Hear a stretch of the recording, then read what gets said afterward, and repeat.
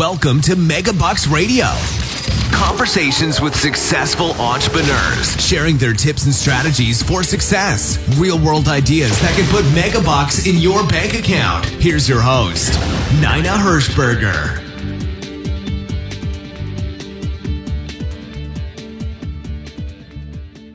Hello and welcome to the show. Today I am honored to have a longtime friend of mine, Bert Molner. Bert and I go back a long way with marketing, and there's probably not a more brilliant marketer on the planet than Bert. Bert is a consultant, and he's the owner of Tree Frog Photography out in the Portland, Oregon area. Bert and I used to live close to each other in the northern Indiana area. 3 years ago, he up and moved out of there with no clients, no business, nothing. So, Bert, tell us 3 years later now what's happening in your business. Oh, thanks for asking, Nina. Good to catch up. I turned 50 and decided to semi-retire and fit what I could in my Jeep and drove out to Oregon. I've always loved the state and was going to start living life on my terms. And I just started a photography business up from scratch, not knowing anyone. So it was a commercial photography business. So you don't do weddings and, newborn pictures or anything like that? Correct. I've done plenty of those.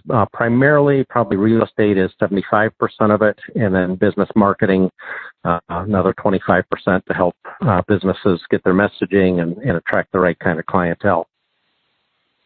And before we even got on this call, we're doing this in April, right in the middle of the coronavirus pandemic. And you were telling me you're busier now than you have ever been in the 3 years being out there. Yeah, I've not done any advertising, any proactive outbound marketing at all in the last year and a half, and I am busier than I can keep up with. Okay, so tell us. We all want to know, Bert, what's your secret? How have you done that? Well, it comes back to good old fundamentals, and you anticipate that there's going to be issues in the economy, that there's going to be problems in, government regulations, that, your business, they're going to close down the street in front of you. So you've always got to be planning ahead that, sometimes people say that, I had an emergency come up, like with my car, and it, hurt me financially. It's like, oh, really? What was your emergency? Oh, my, tires blew out. It's like, well, that's not an emergency. That's life. Those things happen. So we've got to plan ahead for those things. And so, all of us should be looking at our business and saying, what if, the kind of the likely things happen or things change or the banking changes or customers. So it all kind of comes back to you've got to build good relationships.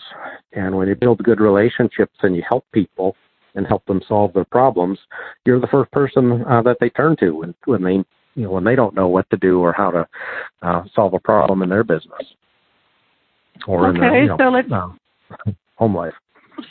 So let's talk about photography. What makes you different? Because you gave me a list. In fact, tell me the list of the places that you have done photography for. So they have a real high-end, luxury show they put on out here called the Street of Dreams, and it's a bunch of mansions with all the latest and greatest wow and tech. And I got invited to photograph the premier, model multi-million-dollar mansion for that. And the builder told me that I pissed off a lot of photographers. I'm like, gosh, I don't even know any of them. How I piss them off? And he said, well, we've had quite a few of them trying to get the job and wanting to photograph because this is, good for their portfolio and their resume. And I said, well, I didn't even ask for it. And he said, no, you were referred. And he said, because you just get it. You understand the business and you've got, I have an architectural background and been, doing photography since 8 years old in my dad's darkroom. And so just came referred by other folks that, tell him that, gosh, we don't have to explain things to Bert. He understands the key things to focus on. And he's coming in to do marketing photography, whereas most photographers come in and do what he calls crime scene photography. They just take a picture of whatever's there, whereas I look at the right angles, the right lighting, and move things out of the way and stage it. So it's something when you'd open up a magazine that just looks very nice and presentable and appealing, and more importantly, emotional. So I focus on a lot of what's going to draw out emotions of people and draw a response, because we want them to write checks. So that's kind of what our business is focused on. I also did photography for SEAL Team 2. I've done several jobs for Nike. I did photos for the Women's World Cup Soccer Championship, Olympic gold medal champions, HGTV, Food Network, History Channel, and several others too. So I've been very blessed just from networking and referrals. Yeah, but now, Bert, you've only been out there 3 years. 3 years. Right. With no contacts. So there's got to be some sort of secret, something that somebody can listen to this broadcast and they can learn from. All right, so probably, rule number one is networking. So think about, who in your industry is already gathering your ideal clientele together. Who's already, if you went to a football stadium and they gave you the microphone and you said, hey, I'm in the business of selling widgets. How many of you in the audience here have any interest in talking about widgets in the next 18 months? You'd probably get about 2 to 3% of the people in the stadium that want to talk about your product or service in the next 18 months. So you could mail out postcards to 100,000 people, or you could figure out who are those 2 or 3%, and then you can afford to do better marketing where they, just literally don't have a choice. They want to work with you because, you've really communicated with them well and you have budget to find your ideal clientele. So, I looked at, broker open houses because I was doing real estate, brokerages, and I'd go look up online to see when they were hosting open houses for all the realtors. And I'd go introduce myself and ask them if I could send a follow-up price list and show them some examples of my work. So always, when you leave owing them something so that you gather their contact information and that you can follow up, because you'll never get a sale on the first contact. So kind of that's the, rule number one is the networking and figuring out who gathers your ideal client, your tribe, and those folks. Okay. Do you have another rule? Yeah. So strategic partnerships. So strategic partnerships are simply, I didn't know anyone out here. And so I needed to figure out, well, who is influential, who knows a lot of people, who's, and quite frankly, it's a lot easier being a stranger and meeting the mayor of the town than if you lived there for 20 years. And when you ask people for help and say, hey, I'm trying to grow a business and trying to, learn or meet people here, is there anyone you could introduce me to? Most of the time, if you ask somebody for help, 9 times out of 10, they're going to try and help you if they can. I mean, people feel good about helping others. So rather than coming in and pitching them on a sale or what I want to sell them, oftentimes I'll just compliment them that, boy, I keep hearing your name and you're the go-to person. And that sounds like, you're the one I need to chat with on how to grow my business and introduce and how to help people that, need my services. And so, if I were a realtor, for instance, I'd be thinking, who does a homeowner contact before they would ever call a realtor when they're starting to think about selling their home?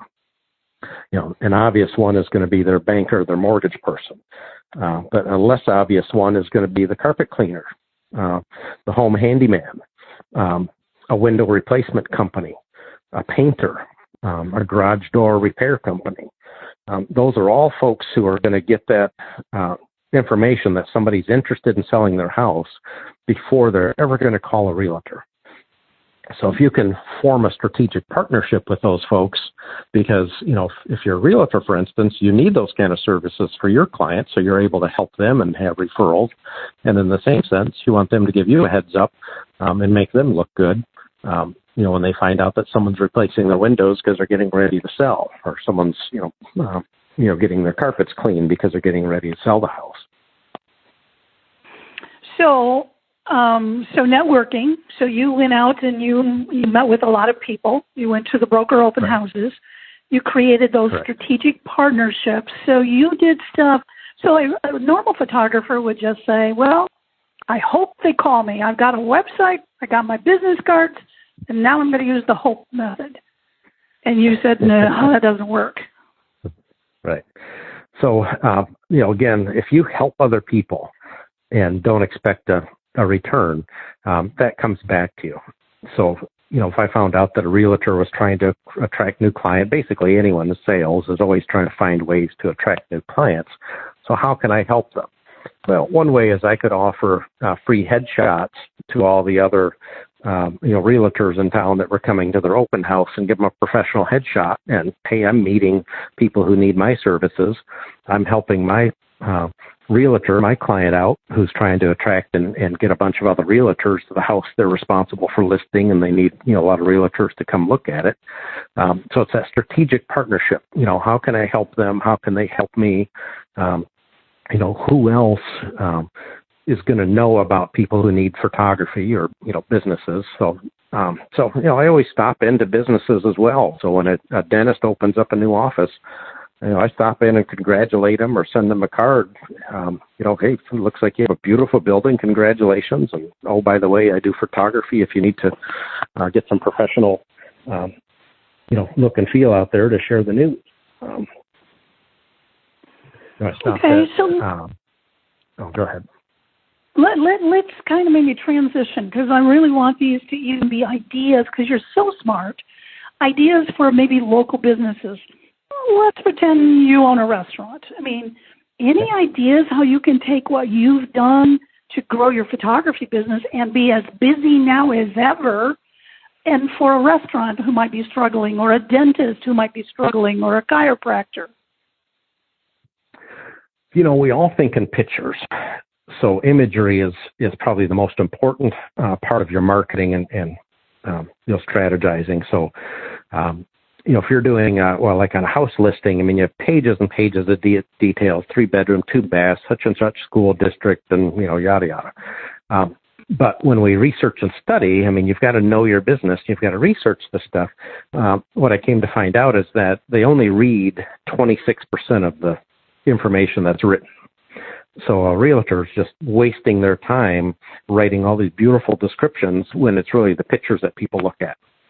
So because people think in pictures, Nina, if I tell you to think of an elephant, you're not thinking of the letters ELE, you're thinking of a gray mastodon. So that's just how our brain functions. Our eyeballs and our brain are wired to process and intake images. So you want to set that image, because the first impression of a business or a person is formed in well less than 1 second. And so that very first impression is extremely important. So the first thing you've got to do is step back from your business, your restaurant, or whatever type of business you have, and get some friends who aren't maybe so close to it. Just take a look at, what's the first impression of your business? How does it feel? How's the approach coming to it? Have you gathered lots of old stuff over the years that just isn't modern and updated? How's the greeting and the reception? Is it warm and inviting, or do you have signs on your door that say, don't do this, don't do that? And, you got to, all the negativity before you even step in the door. Okay, so the next thing, go ahead. No, go ahead. So if I owned a restaurant, for instance, the next thing is, now let's talk about relationships. So people like that personal touch. People like, recognition. People like exclusivity. So I've done a lot of private closed-door events, and as you know, Nina, I like to cook, so I would host guest chef events and close down the restaurant, and the owner would let me take over his restaurant and bring in my clients for an appreciation meal. I had people that were couldn't get in because it was sold out, and they wanted to be on a waiting list. Sometimes I'd have 30 to 70 people on a waiting list that, hey, if you get any cancellations, you let me know. So the reason why that was so sought after is because I built value into it to begin with. So I sent them, I always call it tea for two. Don't ever invite just one person. Invite them in their best favorite lunch companion. Invite them in their favorite, movie companion. Invite them in their favorite, dinner companion, or, so on. So I always sent out, if my client were a couple, I always sent out another set of tickets, and I put the value of what they were getting. So I always made it something that was unusual that you can't get anywhere else except coming through Bert. So I always had unusual menu items like ostrich or elk, steaks and things like that, or a 7-course all dark chocolate, dinner with a dessert that's a double delirium, dark chocolate cheesecake. And so on there, I would send the 4 tickets with the note that says, if you're unable to use these or attend, please send these valuable tickets back so that we can make sure they don't go to waste. Well, at that point, nobody's going to send them back. I got calls and said, well, I can't make it. We're out of town, but would you mind if I gave them to my, my business partner? No, absolutely not. So people saw value in it to begin with. So figure out how in your business can you create that value and that exclusivity that people don't want to miss out on. And then use your strategic partnerships, to bring in those opportunities. So let's talk about right now. So obviously, Bert, you can't do a private gathering and stuff. You can't do that right in this period of time. And so restaurants in our area, they're doing the drive up and, carry out and all of that kind of stuff. How can they set themselves apart? How can they be different? How can they be the one where everybody's talking about, everybody's going to? That's a great question. The best way to do that is to people like things done for them. So if you can already do the thinking and you can already pre-package, and if you can do things in a manner that makes it easy on you in the business and makes it easy on you to be more profitable because you have less waste, pre-plan some meals. Hey, everybody knows that Tuesday is taco night. So if you have tacos on your menu, you put together a package of tacos for a family. So you do a package of, family of 2, family of 4, and so on, and do some kind of package. Never discount.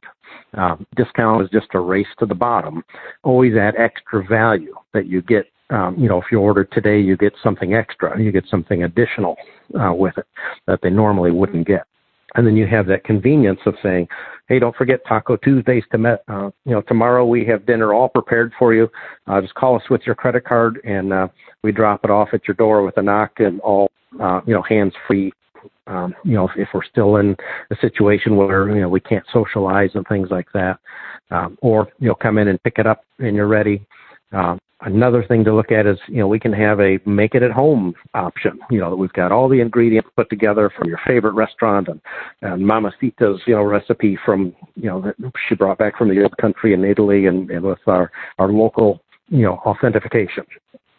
So, always make it about helping the small guy and that you're local and that we're personal and that we care about you. Well, I can go back to the strategic partnership you talked about. So let's say it's you. Let's say it's a photographer, and you really made these partnerships. You've got your list of realtors and stuff. Let's say I was a pizza place. I could say, Bert, can we joint venture? Can we partner? Would you, tell your people about it, that I'm having Taco Tuesday or pizza night or whatever? Is that a good strategy? Yeah, absolutely.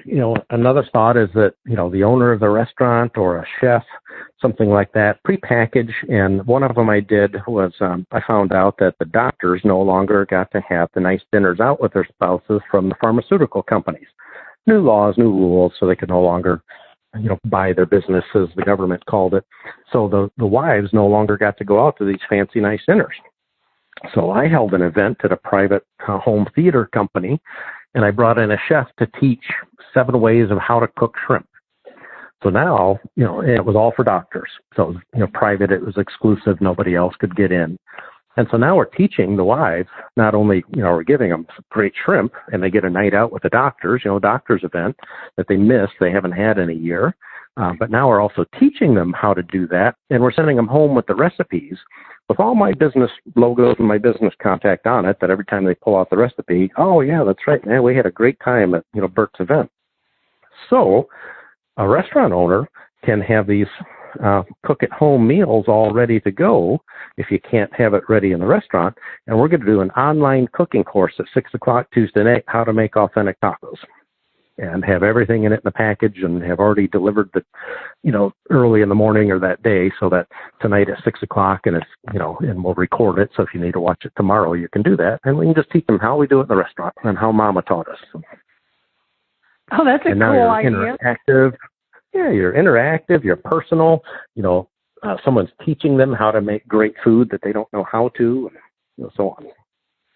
And it's fun, something different, something interesting, because people are home. Yeah, you're learning. It's local. You're building relationships with the owner. So, now when you come in, you can wave at the owner, and he taught me how to cook and so on. Now, do you think it's a good idea? So what about a chiropractor? I mean, I'm putting you on the spot, I know, but what about something Sure. like that? So my messaging for chiropractor would be that today, really where the money is at is all in preventative health. So my messaging would be all about, peak performance and preventative health and being, stuck at home. You're not out exercising like you used to. You're not getting fresh air. So it's even more important for chiropractic care.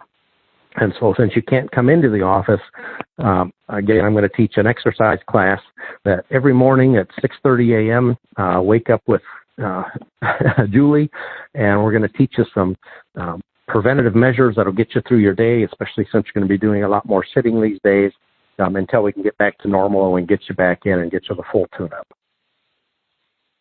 Interesting. Okay. Let's turn the corner a little bit, because before we got on this call, you and I talked about, because you're so good with your photography business, you are now having your clients that you're doing photography work say to you, Bert, can you help us out with some of our marketing? So what are you doing with them these days? Yep, excellent. So again, it really is all about telling your story.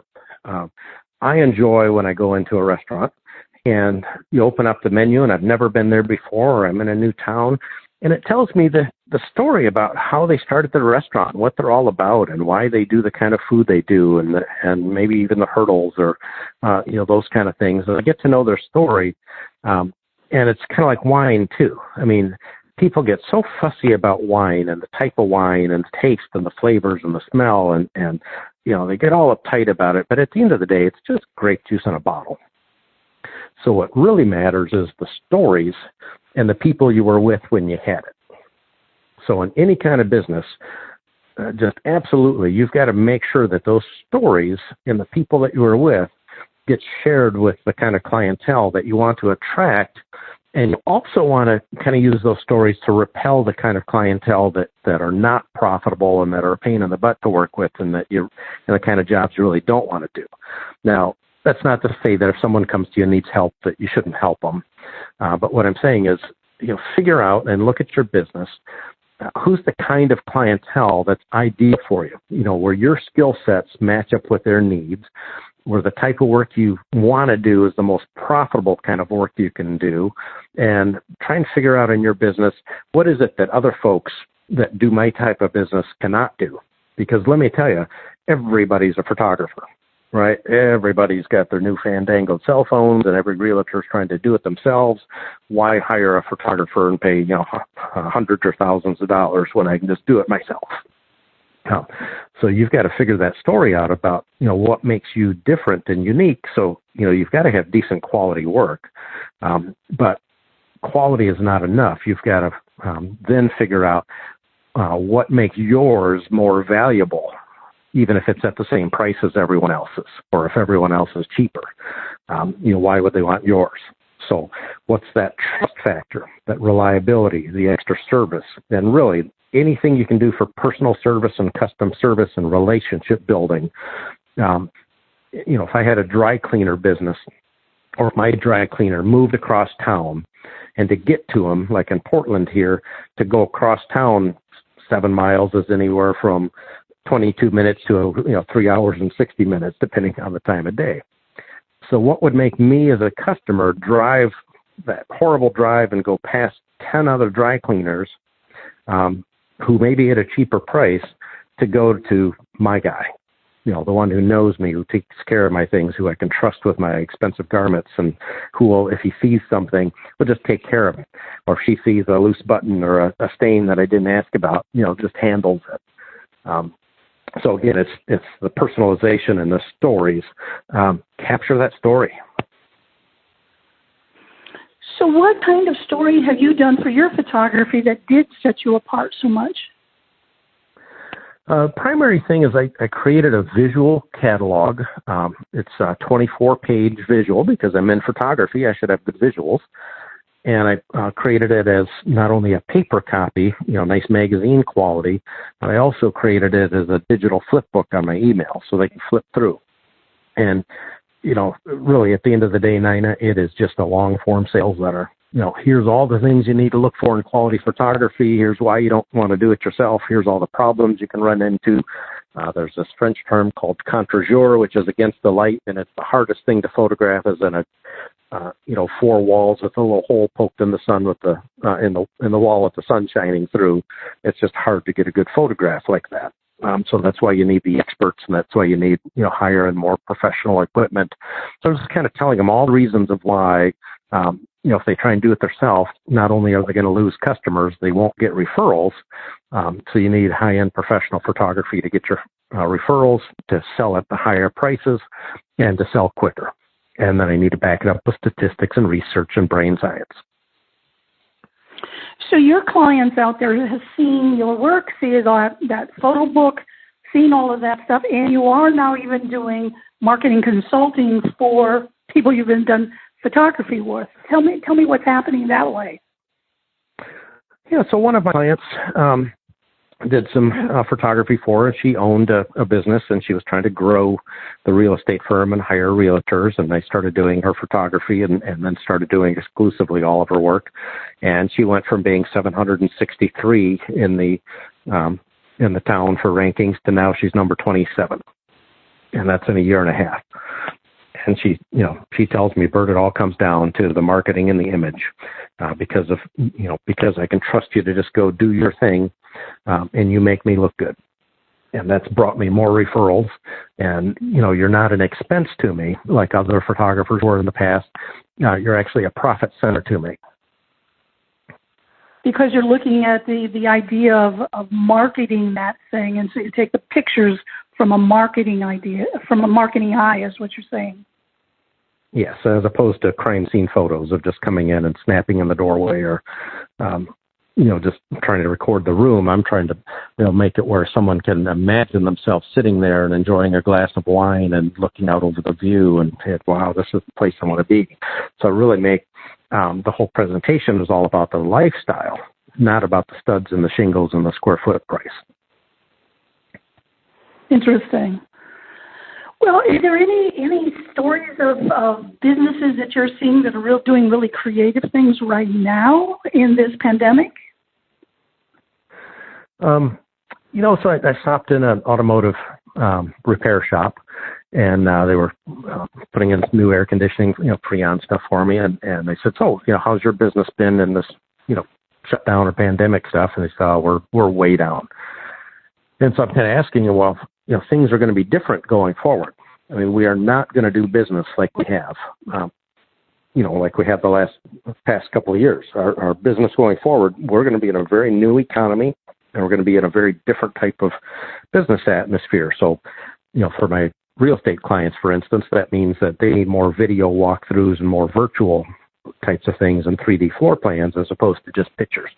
In an auto repair shop, I said, so, what are you going to be doing different in the future, to where, hey, this thing's going to last a few months to deal with, but then, when we get out of it, things are going to be different as well. So what are you changing in your business?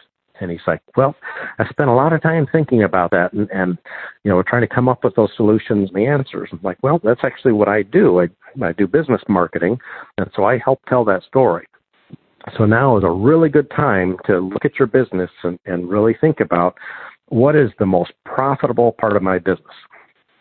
What are the things that we'd like to do more of? So if you're an automotive repair, body shop, do you want to do more fleet sales? Do you want to do more high-end work? What is it that's profitable for you and that you're good at and that others maybe can't do so well?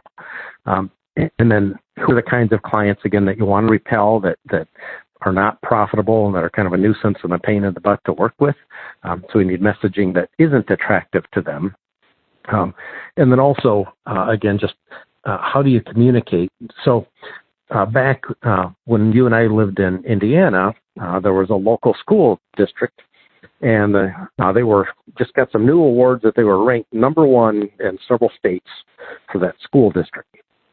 And I ran into that superintendent a few months later, and I was able to catch him for coffee and said, hey, I just wanted to congratulate you. I saw the news, and, man, that's fantastic. I'm so happy for you and the kids and the teachers. And I said, okay, so you got to tell me, what's your secret? How do you outrank all these other schools to become number one in the area? And you got a lot of things working against you. I mean, you're small, you're out in the country, and, all that kind of thing.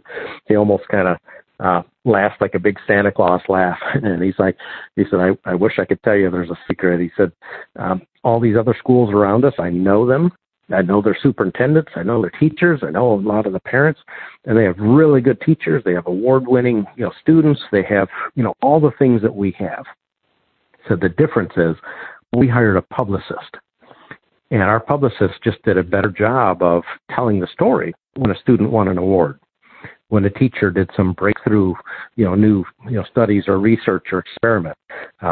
When our attendance for our parent conferences is higher than it used to be.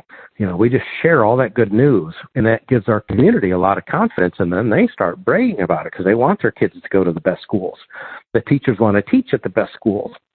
And so, kind of that fake it till you make it. He said, you got to tell people, and you've got to communicate. Don't be ashamed to tell people that you're good and be able to share what you're good at. And, even if you're not good at it, let them know those things too, that you were really good at this stuff, but, not so much at that. And again, not that you should always share negativity, but, be very good. It's hard for people. It's hard for each of us, I know all of us just don't want to brag about ourselves. It just doesn't feel comfortable. And we hate, tooting our own horn. So if you can find a way for a third party to say things about you or to endorse you, well, that's very believable. If I say it about myself, well, now I'm just, now I'm doing a sales pitch. So write press releases, ask if a client has given you some kind words, ask them if you can share that and use those kind of things. So referrals, absolutely capture that and share that. So just be good at telling people why they should trust you over other choices that they have.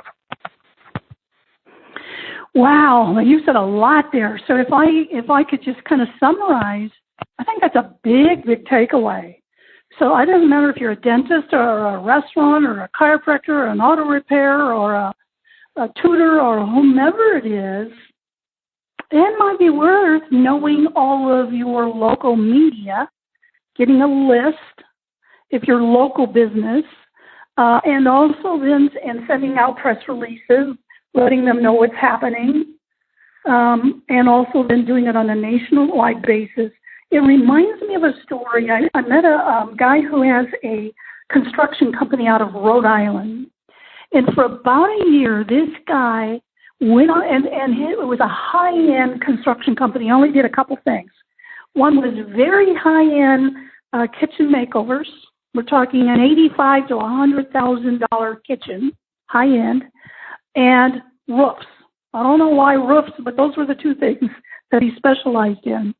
So what he did for a whole year is he went on the road, and he was on television after television after television after. And we're talking in Los Angeles and Dallas. He's in Rhode Island.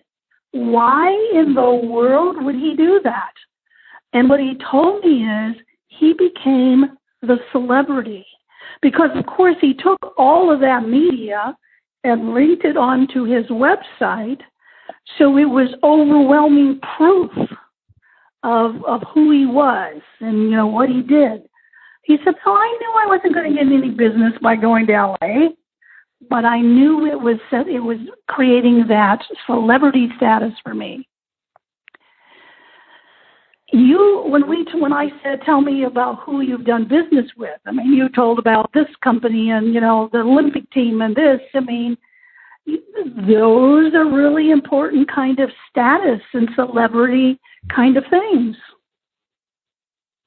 Yeah, definitely have been very blessed. And I'll tell you another, as you mentioned that, I wrote a book. And so when I come in, I'm the expert in photography. I wrote the book on marketing photography. And so when I'm able to hand them that, that gives me some perceived, status that, if I'm talking to 2 or 3 other people, this is the guy who wrote the book on that subject. So each of you that are listening, you have expertise in what you're doing. And expertise just simply means that you know a little bit more than the average common person. And so find a way to communicate, share that expertise. If it's writing a book, if it's writing a blog, if it's doing, a little once a month, little short article for a newsletter, or just a social media update that, the Thursday mornings are, meet the expert, and you just give your tips. So you and I both have written books. I'm glad you brought the book up because it's not that difficult these days to write a book. But you get them printed, don't you, Bert? It's not an e-book. It's a physical book. Oh, absolutely not. Yep. Yeah. Newsletters and books should always be in print. Well, it costs too much, Bert. Are you kidding? I mean, really? I mean, that's the objection, the why, well, or I don't know what to say, or I can't do this. There's always I can't, or I'm too busy, or whatever. Do you so think Nina, a certain amount? The cost that my colleagues were telling me that they were spending on things like personalized nice pens, I was spending on a book that had my name telling my biography and telling people that I'm the expert for the same price as a little giveaway, pen, for a couple bucks. Or I had, metal engraved business cards that looked like a gold ingot when I was a financial advisor. And it was my referral card. You only get one of those, and I'm only taking referrals. Only taking on new business by referral only with my top clients. So I'm only giving out a few of these. So again, that exclusivity, that you're harder to get to, that you're selective on who you take in, then let your customers, sell you on why you should accept them. Yeah, no, that's brilliant. That's why I always like being around you. You always have such amazing ideas. And you don't just talk about them. You do them. I mean, 3 years ago, you go out there, you have no clients, no income, nothing. You had to build it from scratch, and you become the premier one. And you're right. Everybody has a cell phone these days. Everybody's a photographer. And look what you've done. So congratulations. Well, I am looking at the time. We're just about out of it. Is there anything else that you think about? Any other businesses out there that you're seeing that are doing some really, creative, interesting things you want to wrap this up with? Again, the ones that I'm seeing are just the personal service that we have it all done for you. Probably the biggest component of starting out or trying to make a change or trying to, grow and attract new clientele, especially when there's hiccups or slowdowns. You've got to have a marketing calendar. So you've got to already have things that you're consistently doing, because what happens is when you get busy with sales or other projects, you're not filling your pipeline.